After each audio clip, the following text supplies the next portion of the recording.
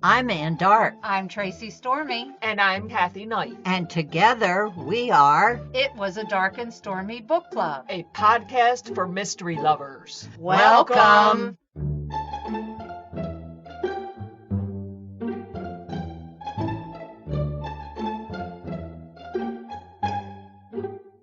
If you enjoy our show, please consider contributing to the Dark and Stormy Patreon. By becoming a patron, you will help us create better and quality content. There are also benefits to becoming a patron, such as exclusive content and Dark and Stormy merchandise. Become a supporter at patreon.com/darkandstormybc. Check our website for the link. We appreciate any and all contributions. Thank you. Hello and welcome to episode 151 of Dark and Stormy Book Club. Today we are going to have a roundup of romantic suspense books to celebrate Valentine's Day.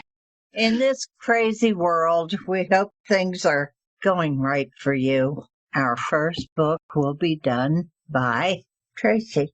My book is 2 Reasons to Run, and it was written by Colleen Coble and is book 2 in her Pelican Harbor series. There's 3 books planned in this series, and the 3rd book will come out in April. This one came out September 8th, 2020 by Thomas Nelson Books.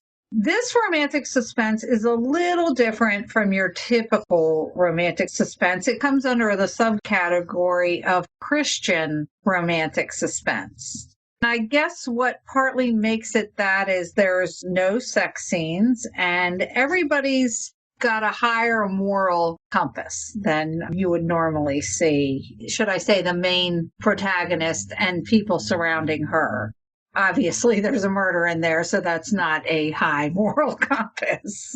This type of book actually really works for me because, first of all, the religious aspect of it, it's not preachy in any way. It's just there. And as far as the sex that normally surrounds a romantic suspense, I appreciate that because I'm not a prude, because give me a lot of gratuitous violence, but I just never felt the need for gratuitous sex in a mystery. It really works for me. I have read the first book and the second book in the series, and I really enjoy this series. The protagonist is Jane Hardy, and she is the interim sheriff of Pelican Harbor, Alabama. She's taking over for her father because he's retired from the post. In the first book, we learn that Jane has a very tragic backstory. Her father and her had escaped from a cult 15 years ago, and her mother refused to leave, so they had to leave her behind. Jane was actually pregnant and that night had had a baby. Through all the hubbub that was going on, part of the compound caught fire, and she was told that her baby had perished in the fire. So that was part of the reason she was willing to leave with her father. We learn in the first book that Jane's son survived with his father, and they escaped also, but went in a different direction. The father was constantly looking for Jane, but could never locate her. And so in the first book, they connect. I know it sounds like a spoiler, but the author even acknowledges it in the synopsis of the book. So she's willing to let that information out. The father is Reed Bechtold, who is a very well-known documentarian. He comes to town with his 14-year-old son, who at this time, Jane does not realize is her son. I think you can figure out how that goes. In the second book, the story starts out with a murder on top of an oil platform in the Gulf, exposing an environmental terrorist plot to flood Mobile Bay with crude oil. Reed and Jane, who are starting to develop strong feelings for each other, start investigating the murder, and because of that, the group, they hire an assassin to threaten Jane and Reed's son, Will. Her father has a bunker. He's like a prepper. So he has like a bomb shelter on his property. So they hide Will away in that. But Will escapes because he doesn't want to be locked in a bunker. Does Will know she's his mother? Yes, he does. Okay. He does. By the second book, yes, he knows that this is his mother. Jane and Reed take him on a camping trip with this girl who's a friend of the family. They go to another compound because they've got word that maybe Jane's mother may be there. So they go on a search for her, find out that the killer is actually pursuing them on this trip. There's a lot of chase scenes and just a high action packed book. By the end of the book, the killer is exposed, and I have to say, I did not figure out who the killer was. There were a couple things that I did take issue with the book, nothing that would make me not like reading them. I just found it kind of funny that somebody who was in the police force, somebody who's a sheriff, would take a girl on a camping trip knowing that there's a killer pursuing them. I just found that a little far-fetched. Wouldn't you tell the girl's parents, hey, we've got an assassin trying to kill our son. Would your daughter like to come? I can put that aside, and I still really enjoy this series. The third book comes out in April. That's called 3 Missing Days. So there was One Little Lie, 2 Reasons to Run, and 3 Missing Days. We got a theme going. There's only 3 planned for the series, and I will be sad when that ends because I really, really enjoy these. Colleen has a website. It is colleencoble.com.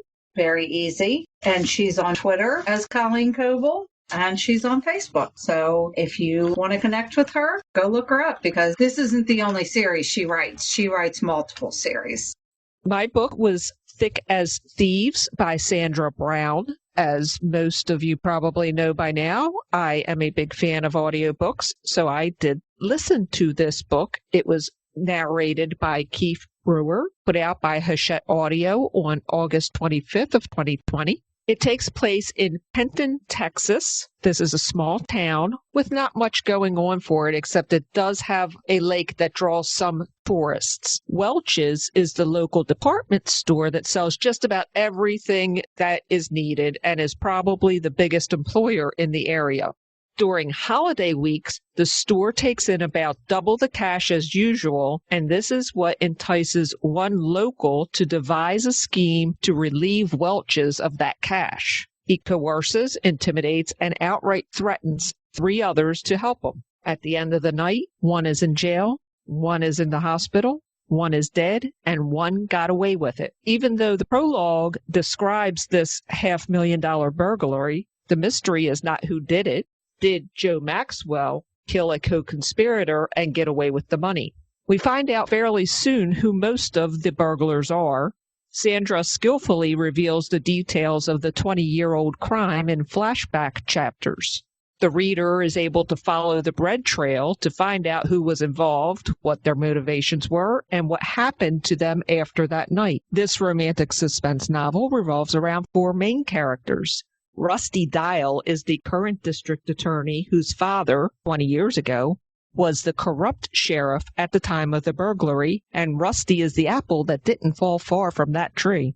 He's the ultimate villain who is blatantly corrupt, but gets away with it because everyone fears him, and that's just the way he likes it.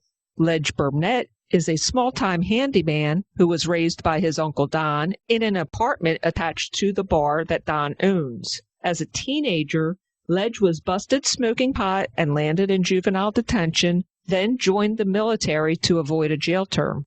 Now, Ledge has come back from serving in Iraq and Afghanistan as a taciturn war hero to take care of his ailing uncle. Lisa and Arden Maxwell are the daughters of Joe Maxwell, who disappeared that night in 2000 and is presumed to have killed one of the co-conspirators and made off with the money. Lisa was a sophomore in college at the time and had to leave school to care for her much younger sister, Arden. They moved away, and Lisa married an older, wealthy man, and she and Arden did well enough in life. When Arden moves back to town, the radar goes up for 2 men. Rusty wonders if she has been in contact with her father, and, more importantly, does she know where the money is? Ledge wonders if she's safe. For Arden's part, she just came home to take a reset, but the questions surrounding her father's involvement in the crime and his abandonment of she and Lisa have been festering for 20 years. Against Lisa's adamant objections, Arden begins to fix up the old house with Ledge Burnett's help. While a romance between them simmers, Arden also begins to dig into the events of 2000, setting off a series of events that lead to the unraveling of all the mysteries of that burglary. I was kind of impressed with Sandra Brown's astute observation of human behavior. In one example, she describes a pool game going on in the background. Ledge is sitting in his Uncle Don's bar, and in the background, there's two groups of young men playing pool. After a pool shot, one half of the men groan and shout expletives. The other half cheer and shout expletives. If you've ever been in a bar with a pool table, you can immediately picture this scene. This is very true to life. But I do take issue with some of her dialogue, which is overly dramatic, such as Arden asking Ledge whether he will do that by fair means or foul. Who talks like that? And that's just one example. It was pretty much throughout. I was kind of exasperated with the dialogue. And I have to say that character development seems rushed, but Sandra is able to impart a clear picture of each character's personality. Rusty is this ultimate villain. You just love to hate him. You get a good idea of who each character is, but they're pretty boilerplate from what I could tell. Rusty is the ultimate villain. Ledge is the brooding hero. Arden's the lost individual. She's trying to find herself, and of course she and Ledge hook up. And Lisa is the older sister who's just trying to help her younger sister, and she knows what's going on. Having said all that, Sandra Brown's writing shows a great talent for weaving a very good suspense story. She teased out the truth in bits and pieces, and it keeps up the tension very well until the end when she does throw down a very stunning twist. I had my suspicions about something going on with one of the characters, and that proved to be true, but it didn't prepare me for the ultimate twist at the end. I would have to say that I did like this book. I liked the suspense. I could have done without the romance, perhaps, but that's not our cup of tea. Lots of people really enjoy it. Sandra Brown is a very popular author. She is also known as Laura Jordan, Rachel Ryan, and Erin Sinclair. I had no idea. Me either. She was born on March 12th in Waco, Texas in 1948 and raised in Fort Worth. So she's a Texas girl. Since the publication of her first novel in 1981, she has penned well over 60 books, so she is very prolific. She has over 50 million copies of her books in print and has achieved some major feats on what is perhaps the most highly regarded bestseller list of all, that of the New York Times. Since 1990, every one of Sandra's novels has appeared on the list. In total, her books have appeared on the prestigious list over 30 times. And you can visit sandrabrown.net to get a list of all those books and find out more about her. I think that what you said, Kathy, about the not being too deep, I think that's what these books were meant to be. These all make great beach reads, ones that have a compelling mystery, but you don't have to be deeply invested in them. That is very true. This would make a great beach read in February. Yeah, boy, but I could use a beach right now. It's cold in Maryland. Well, pick up this book now and put it in your suitcase for when you go to the beach. Now, Anne? My book is called A Whisper of Bones.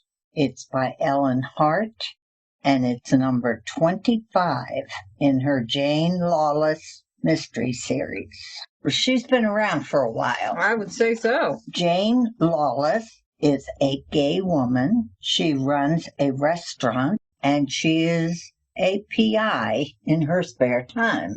Busy lady. Yes, she is. She's visited by a young lady named Britt Ickles, and Britt is a professor at the Texas University, I believe. She comes to town to give a speech at the local college. She goes to visit her two aunts. Her mother's two sisters live in the family